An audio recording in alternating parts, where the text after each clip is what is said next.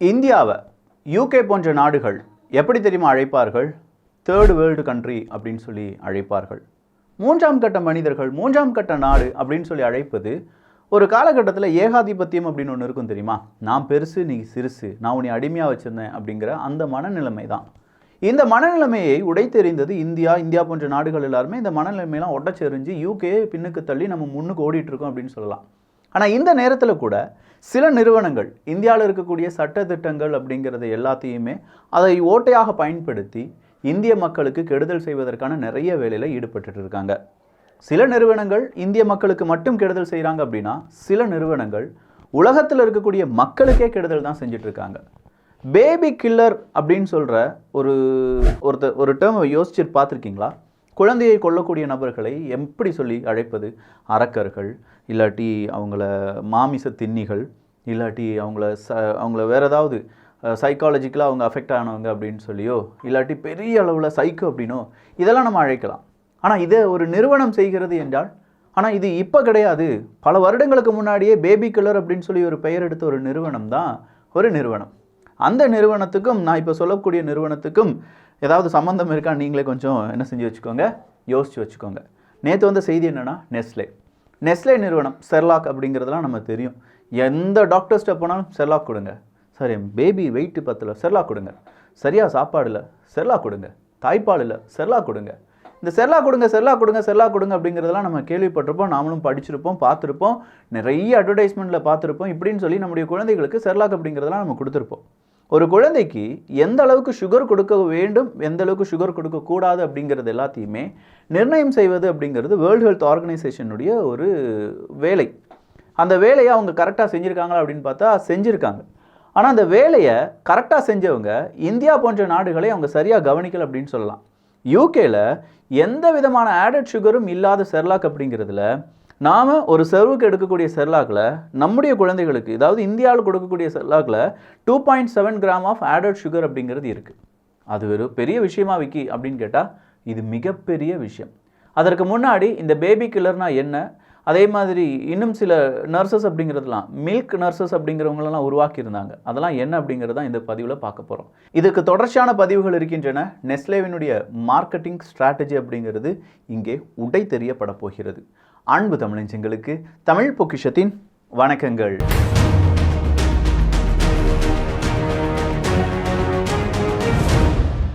Nestle அப்படிங்கிற அந்த நிறுவனம், இந்த நிறுவனத்துக்கு கீழே இந்த நிறுவனம் மறு வைக்காமல் பெயர் மாற்றாமல் அப்படின்னு சொல்லி பல கிளை நிறுவனங்களை உலகெங்கிலும் இருக்கக்கூடிய நாடுகளிடம் பறந்து விரைந்து அவங்களுடைய ஆதிக்கத்தை செலுத்தி வருகிறார்கள் அப்படின்னு சொல்லலாம்.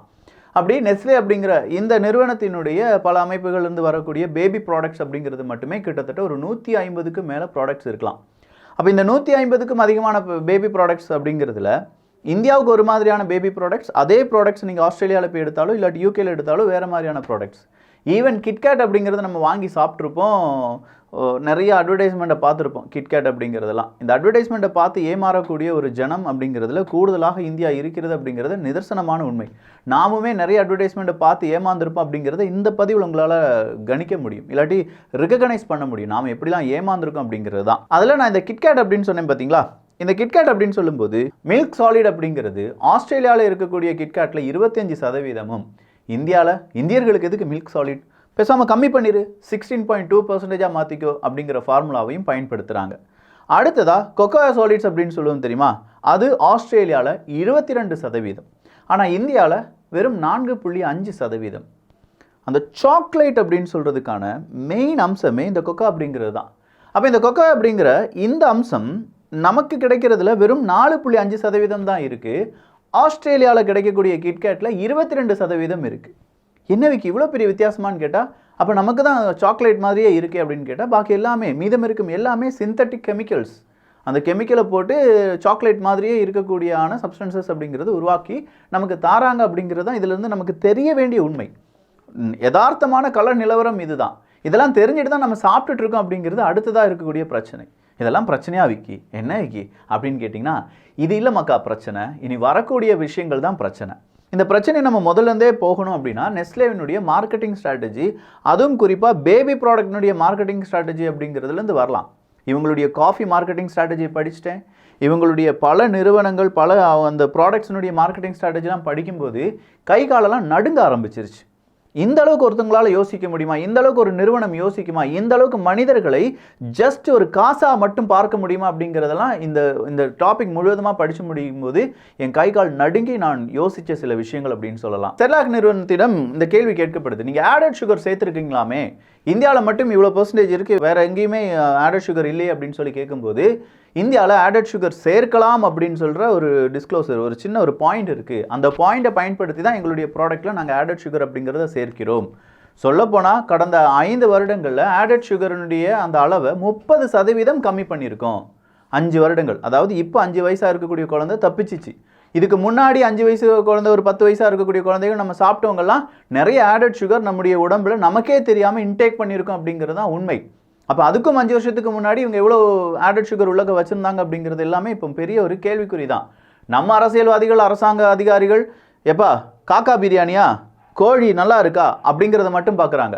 பன்னாட்டு நிறுவனங்கள் செய்யக்கூடிய ப்ராடக்ட்ஸ், அதனால் ஏற்படக்கூடிய பின்விளைவுகள் யோசிப்பதே கிடையாது. நம்ம அரசாங்க அதிகாரிகளுக்கு என்ன செய்யணும்? காசு, லஞ்சம் அப்படிங்கிறதெல்லாம் சில அதிகாரிகள் வாங்கிக்கிட்டு அவங்க செய்யக்கூடிய உத்தரவின் பெயரில் இந்த மாதிரியான கண்ட கருமங்களை எல்லாம் நம்ம சாப்பிட்டுட்டு இருக்கோம் அப்படிங்கிறது தான் உண்மை. கோபம் வருது, ஏன்னா நம்முடைய குழந்தைகளுக்கு இந்த விஷயத்தை நாம் தெரிந்தே கொடுத்து கொண்டு இருக்கிறோம் அப்படிங்கிறது தான் உண்மை. இன்னைக்கு இதை பற்றி பேசிட்டோமா? கொஞ்ச நாளைக்கு முன்னாடி மேகியை பற்றி பேசணுமா? எவனாவது மேகி வாங்குறத நிப்பாட்டிட்டோமா? இல்லாட்டி மேகி ப்ரொடக்ஷன் பண்ணுறதை நிப்பாட்டிட்டாங்களா? இல்லை அதில் இப்போ எந்த விதமான தீங்கும் கிடையாது, நன்மை மட்டும்தான் இருக்குது அப்படிங்கிற சர்டிஃபிகேட் வந்துடுச்சா? எதுவும் கிடையாது. பன்னாட்டு நிறுவனங்கள், மல்டிநேஷனல் கம்பெனிஸ் அப்படின்னு சொல்கிறோம்ல, அவங்க என்ன முடிவு எடுக்கிறாங்க? அரசாங்கத்தை வழி நடத்துவதற்காக நம்ம நிறைய டேக்ஸ் கொடுக்குறோம், இன்வெஸ்ட்மெண்ட் கொடுக்குறோம், அதனால் அரசாங்கம் கேட்டுக்கிடும். இந்தியா போன்ற நாடுகளை கேள்வி கேட்கக்கூடிய இளைஞர்கள் அதிகமாக இல்லை. எவனாவது கேள்வி கேட்டால் அவன் மேலே கேஸை போடு, அவன் யூடியூப் சேனலை முடக்கு அப்படின்னு சொல்லி அவன் முடக்கி விட்டுட்டு போயிட்டே இருப்பான். அப்போ நாம் என்ன செய்யணும்? கொஞ்சம் விழிப்பாக இந்த விஷயத்தை எல்லாமே கவனிக்கணும். அப்போ நாம் செய்ய வேண்டியது என்னென்னா, அவனுடைய வரலாறை தோண்டி நம்முடைய குழந்தைகளுக்கு சொல்லிக் கொடுக்கணும் அப்படின்னு நான் சொல்லுவேன். அதனால தான் இந்த மல்டிபிள் ஒரு பார்ட்டாக போடலான்னு நினைக்கிறேன். ஏன்னா இது சாதாரண விஷயம் கிடையாது. இவங்க எப்படி பெனட்ரேட் ஆனாங்க, நம்முடைய மார்க்கெட்டுக்குள்ளே இவங்க எப்படி பெனட்ரேட் ஆனாங்க அப்படிங்கிறத நான் உங்களுக்கு சொல்லிக் கொடுக்க போகிறேன். ஃபர்ஸ்ட் அவங்க பெனட்ரேட் ஆகிறதுக்கு நெஸ்லே நிறுவனம் கையாண்ட யுக்தி என்ன அப்படின்னு கேட்டிங்கன்னா, சிம்பிளான யுக்தி தான். டாக்டர்ஸ், அங்கே இருக்கக்கூடிய கிளினிக்கல் ரிசர்ச்சர்ஸ் அவங்கள மட்டும் கையகப்படுக்கிறாங்க, அவங்கள பிடிச்சு எடுக்கிறாங்க. வாங்க கான்ஃபரன்ஸ் போடலாம். கான்ஃபரன்ஸ்னால் பெரிய அளவில் கான்வென்ஷன்ஸ் அப்படின்லாம் சொல்லுவோம்ல, இங்கே போடுங்க, ஒரு இப்போ 10 டாக்டர்ஸை கூப்பிடுங்க, உங்களுக்கு எத்தனை ரூபா வேணும்? 10 லட்ச ரூபாயா இந்த தாரேன், 50 லட்ச ரூபாயா அந்த தாரேன், அவார்ட் கொடுங்க அப்படிலாம் சொல்லி டாக்டர்ஸை ஃபஸ்ட் அவங்க கையகப்படுத்துகிறாங்க. டாக்டர்ஸை கையப்படுத்தினிலேருந்து டாக்டர்ஸ் எழுதி கொடுக்கக்கூடிய எல்லா விஷயங்களிலும் இந்த நெஸ்லே நிறுவனத்தினுடைய ஒரு பர்டிகுலர் நிறுவனத்தினுடைய அந்த ப்ராடக்ட்ஸ் இருக்குது, பேபி ப்ராடக்ட்ஸ் அப்படிங்கிறது இருக்குது. இதில் பெரிய விஷயம் என்ன அப்படின்னு பார்த்தீங்கன்னா, நம்முடைய ப்ராடக்ட்ஸ் இருக்குது பார்த்தீங்களா, நம்ம சாப்பிட்ற ப்ராடக்ட், அதில் நம்ம யூஸ் பண்ணுறது பாம் ஆயில். ஆனால் மீதம் இருக்கும் நாடுகள் யூஸ் பண்ணுறது பாம் ஆயிலாம் கிடையாது, சன்ஃப்ளவர் ஆயிலோ இல்லாட்டி ரேப்சீட் ஆயிலோ அதெல்லாம் பயன்படுத்துகிறாங்க. அப்போ நாம் இளிச்ச வாயன்களா அப்படின்னு கேட்டால், இவ்வளோ மனிதர்களுக்கு நம்ம இதை செயல்முறைப்படுத்துவது சாத்தியம் கிடையாது. 100-140 கோடி மனிதர்கள் இருக்காங்க, எல்லாருக்கும் விலை உயர்ந்த பொருளை வாங்குறதுக்கான அந்த கேப்பபிலிட்டி இல்லை. எனவே நம்ம என்ன செய்யணும்? நம்ம இந்த மாதிரி அட்ஜஸ்ட்மெண்ட்லாம் செஞ்சு தான் ஆகணும் அப்படிங்கிறது தான் இந்த நிறுவனங்கள் சொல்லக்கூடிய கருத்துக்கள். ஹென்ரி நெஸ்லே அப்படிங்கிறவர், இவங்க அந்த நிறுவனத்தை தொடங்கும் போது நிறைய டாக்டர்ஸாக அவர் கைக்குள்ளே போட்டுக்கிறார் அப்படின்னு சொன்னோம் பார்த்தீங்களா. அவர் கைக்குள்ளே போடுறது மட்டும் கிடையாது, யுத்தம்லாம் நடந்துட்டு இருக்கிற நேரத்தில் அங்கே இருக்கக்கூடிய இராணுவ வீரர்கள் நீங்கள் ஸ்ட்ராங்காக இருக்கணும், நீங்கள் புத்துணர்ச்சி அடைய வேண்டும் என்றால் நிறைய அரசாங்கம் கூட அவர் என்ன செய்கிறாருன்னா ஒரு அக்ரிமெண்ட்டை போடுறார். பெனட்ரேட்டர் அரசாங்கத்துக்குள்ளே பணத்தை கொடுத்து அங்கே ராணுவ வீரர்கள் கியூ நிற்பாங்க. ஏன்னா யுத்தம் நடந்துட்டு இருக்கு, அவங்களுக்கு டீ கொடுக்கணும், காஃபி கொடுக்கணும். ஜப்பானுக்குள்ளே எப்படி ஒரு காஃபி வந்தது அப்படிங்கிறதோ, இல்லாட்டி ஜப்பானுக்குள்ளே பெரிய அளவில் நெஸ்லே நிறுவனம் புகுந்தது அப்படிங்கிறது ஒரு பெரிய கேஸ் ஸ்டடி. அதெல்லாம் எடுத்து படித்தோம்னா வேறு லெவலில் இருக்கும். அப்போ இவங்க சோல்ஜர்ஸ், ராணுவ வீரர்கள் அப்படிங்கிறவங்க மத்தியில் இதை எப்படி ஃபேமஸ் பண்ணலான்னா, இதை நீங்கள் குடிங்க, நெஸ்லே ப்ராடக்ட் எடுத்துக்கோங்க அப்படின்னு சொல்லி சொல்கிறாங்க. ஒரு கட்டத்துக்கு மேலே தெரியுது, பெரிய ஆட்களுக்கு கொடுத்து எந்த பிரயோஜனமும் கிடையாது, குழந்தைகளுக்கு இந்த ப்ராடக்ட்ஸை நம்ம விநியோகம் செய்யணும். அப்படின்னா என்ன செய்யணும் அப்படிங்கிற ஒரு கேள்வி அவங்களுக்கு வருது. அந்த கேள்விக்கு அவங்க கண்டுபிடிச்சதான் தாய்ப்பாலை நிப்பாட்டணும், வேறு எதுவுமே இல்லை. தாய்ப்பாலை நிப்பாட்டி பாட்டில் ஃபீடு, நம்ம புட்டிப்பால்னு சொல்லுவோம்ல, அந்த புட்டிப்பாலை கொடுக்க வைக்கணும். உங்களுடைய தாய்ப்பால் அப்படிங்கிறத எப்படி அவங்க நிப்பாட்டுறாங்கன்னா, அட்வர்டைஸ்மெண்ட் வழியாக நிப்பாட்டுறாங்க. எந்த மாதிரி அட்வர்டைஸ்மெண்ட்? நீங்கள் பியூட்டியாக இருக்கீங்க, நீங்கள் ஸ்ட்ராங்காக இருக்கீங்க, நீங்கள் கான்ஃபிடென்ட்டாக இருக்கீங்க, உங்களுக்கான நேரம் இல்லை, தாய்ப்பால் கொடுப்பதற்கு நேரம் இல்லையா, புட்டிப்பால், நெஸ்லே அறிமுகம் செய்யக்கூடிய புட்டிப்பால் அப்படின்னு சொல்லி அவங்க அட்வர்டைஸ்மெண்ட்டை கொடுக்குறாங்க. பார்க்கக்கூடிய தாய்மார்கள் என்ன யோசிப்பாங்க? யாருக்குமே நேரம் இல்லை, யுத்தம் நடந்துட்டு இருக்கு, குழந்தை பசியாக இருக்குமே, நம்ம என்ன செய்யணும்? புட்டிப்பால் கொடுக்கணும் அப்படின்னு சொல்லி. ஆனால் இது யுத்தம் நடந்த பூமியில் மட்டும் நடந்திருந்தால் பரவாயில்லை, யுத்தம் நடக்காத யுத்தத்தினுடைய வாசனையே இல்லாத பல நாடுகளுக்கும் இதே ஸ்ட்ராட்டஜியை அவங்க யூஸ் பண்ணுறாங்க. நீங்கள் பிஸியாக இருக்கீங்க அப்படின்னு சொல்லி அவங்கள நம்ப வைக்கிறாங்க. அப்படி நம்ப வச்சதோடு மட்டும் நின்றுச்சா? இல்லை. நிறைய ஆப்பிரிக்க நாடுகளுக்கு போகிறாங்க இந்த நெஸ்லே நிறுவனம். அவங்க என்ன தெரியுமா சொல்கிறாங்க, நீங்கள் ஒரு குழந்தைக்கு நல்லபடியாக நீங்கள் வந்து ஹைஜீனாக இல்லை, இந்த உலகமே ஹைஜீனாக இல்லை, ஹைஜீனிக்கு நீங்கள் சுத்தமே இல்லாமல் இருக்கீங்க. உங்களுடைய குழந்தைக்கு நீங்கள் சாப்பாடு செய்கிறதுக்கு முன்னாடி உங்களுடைய கைகளை 17 முறை கழுக வேண்டும், 15 முறை கழுக வேண்டும் அப்படிங்கிறான். இதை பார்க்கக்கூடிய தாய்மார்களுக்கு ஐயோ நம்ம குழந்தைய நல்லபடியாக சாப்பாடு கொடுத்து வளர்க்கணும்னா 15 முறை என்ன செய்யணும், கை கழுவிட்டு வந்து நம்ம சாப்பாடு கொடுக்கணும் அப்படின்னு சொல்கிறான். ஆப்பிரிக்க நாட்டில், இவன் சொன்ன நாட்டில் கிட்டத்தட்ட 40-50% வீட்டில் கிச்சன் அப்படிங்கிறதே இருக்காது. கிட்டத்தட்ட 70-80% வீட்டில் தண்ணீர் அப்படிங்கிறதே இருக்காது. இவன் எப்படி பயங்காட்டுறான், நீங்கள் ஹைஜீனிக்காக இருக்கணும்னா கை கழுவிட்டு வந்து சாப்பாடு செய்யுங்க உங்கள் குழந்தைகளுக்கு, அதனால தான் குழந்தைகளுக்கு நிறைய நோய் தொற்று வருது அப்படிங்கிறான். இங்கே தண்ணியும் இல்லை, கிச்சனும் இல்லை. இப்போ என்ன செய்யலாம், எங்களுடைய ப்ராடக்டை வாங்கிக்கோங்க. இதே உறுதியுடன் ஒரு தாய்க்கு நிகராக நாங்கள் என்ன செய்கிறோம், எங்களுக்கு ப்ராடக்டை நாங்கள் உருவாக்கி வச்சுக்கோங்கங்கிறான். புட்டிபால் ஃபேமஸ் ஆகுது. அங்கே இருக்கக்கூடிய டாக்டர்ஸ் எல்லாம் இவனுடைய கைக்கு வராங்க. கொஞ்சம் கொஞ்சமாக டாக்டர்ஸ்னுடைய கான்ஃபரன்ஸ், டாக்டர்ஸ்க்கு ஃப்ரீ டூர்ஸ் இதெல்லாம் அறிமுகம் செய்கிறான். அறிமுகம் செஞ்ச கொஞ்ச நாள்லேயே அந்த ஹாஸ்பிட்டலுக்குள்ளே வரக்கூடிய பேஷண்ட்ஸ்லாம் இருப்பாங்கள்ல, நார்மலாக அவங்க பேஷண்ட்ஸே கிடையாது, அம்மாவாக இருக்கும். அவங்க என்ன நினைப்பாங்க, நம்ம குழந்தைய நல்லா சத்தாக வளர்க்கணும் அப்படின்னு சொல்லி நினைப்பாங்க. முழுன்னு இருக்கக்கூடிய குழந்தைகளுடைய ஃபோட்டோவை தூக்கி போட்டுட்டு கீழே போட்டுடுறான், நீ நெஸ்லே ப்ராடக்ட் சாப்பிட்டீங்கன்னா இந்த மாதிரியான முழுன்னு இருக்கக்கூடிய உன்னுடைய குழந்தைகள் இருக்கும் அப்படின்னு சொல்லி. இதை வச்சுக்கிட்டு வத்தலும் தொத்தலமாக இருக்கக்கூடிய நல்ல ஆரோக்கியமாக இருக்கக்கூடிய நம்ம குழந்தை, ஆனால் பார்க்கறதுக்கு வத்தலும் தொத்தலமாக தான் இருக்கும். அந்த குழந்தைய பார்த்தோன்னே அந்த குழந்தை இவ்வளோ சத்தாக வளருது, கொழுன்னு இருந்தால் சத்தாக வளருது அப்படிங்கிற ஒரு எண்ணத்தை நமக்குள்ளே விதைக்க ஆரம்பித்தான். அந்த எண்ணம் தான் இன்றைக்கும் நமக்குள்ளே இருக்குது. நம்ம குழந்தை கொஞ்சம் ஒல்லியாக இருந்தால், ஏன் உங்கள் குழந்தை இவ்வளோ வீக்காக இருக்குது சார், காய்ச்சல் வர்றது கிடையாது, நல்ல இம்யூன் சிஸ்டம் இருக்குது அப்படின்னு சொன்னால் நம்மளை முட்டாளுன்னு சொல்லுவான். ஏய் உடம்பு இல்லையா, அது உடம்பு தானாக வச்சிருமியா, அதுக்காக நம்ம என்ன செய்ய முடியும் அப்படின்னா இதெல்லாம் வாங்கி கொடு, இந்த மாதிரி ரசாயனத்தை தூக்கி கொடு வாய்க்குள்ளே. அப்படி கொடுத்துட்டீங்கன்னா என்ன செய்யும், அந்த குழந்தை புஷ்டியாக மாறிடும். சார் அது கொழுப்புக்கும் மசிலுக்கும் இருக்கக்கூடிய வித்தியாசமே நம்மள நிறைய பேருக்கு தெரியாது. 5 கிலோ மசில்ஸ் அப்படிங்கிறது இவ்வளோ தான் இருக்கும், 5 கிலோ கொழுப்பு அப்படிங்கிறது இப்படி இருக்கும். மசில் இவ்வளோ தான் இருக்கும், கொழுப்பு இவ்வளோ இருக்கும். அப்போ பார்க்கறதுக்கு முழுன்னு இருந்தால் அது ஆரோக்கியம் கிடையாது. அதுக்கு பேர் வேற. நம்முடைய குழந்தைகளை இல்லாட்டி நம்ம அப்படி வளர்க்கலாம், ஆனால் சத்தான ஆரோக்கியமான சாப்பாடு கொடுத்து அப்படி செஞ்சோம்னா பரவாயில்லை. கெமிக்கல் கொடுத்து தான் இதெல்லாம் செய்ய முடியும் அப்படின்னு சொல்கிறது தான் இங்கே பெரும் பிரச்சனையாக மாறி வருது. சரி, அந்த நேரத்தில் யுத்தம் நடக்கும்போது புட்டிப்பால் கிடைக்காம இருந்திருந்தால் நிறைய குழந்தைகள் இறந்துருப்பாங்களே விக்கி அப்படின்னு நீங்கள் கேட்டிங்கன்னா, எஸ், அதுதான் அவங்களுடைய மார்க்கெட்டிங் ஸ்ட்ராட்டஜி. அது யுத்தம் நடக்கக்கூடிய பூமியில் மட்டும் அவங்க சொல்லியிருந்தா பரவாயில்லை. யுத்தமே நடக்காத இடங்களில் நீ கை கழுவிட்டு சாப்பிடணும், இல்லாட்டி கை கழுவிட்டு தான் அவங்க குழந்தைக்கு சேவ் பண்ணணும், இந்த மாதிரி சமைக்கணும் அப்படிலாம் சொல்லி மக்களை அந்த புத்தியை கழுவி ஊற்றி அவங்களுடைய மார்க்கெட்டிங் ஸ்ட்ராட்டஜி உள்ளுக்கு கொண்டு வந்தான் பார்த்தீங்களா.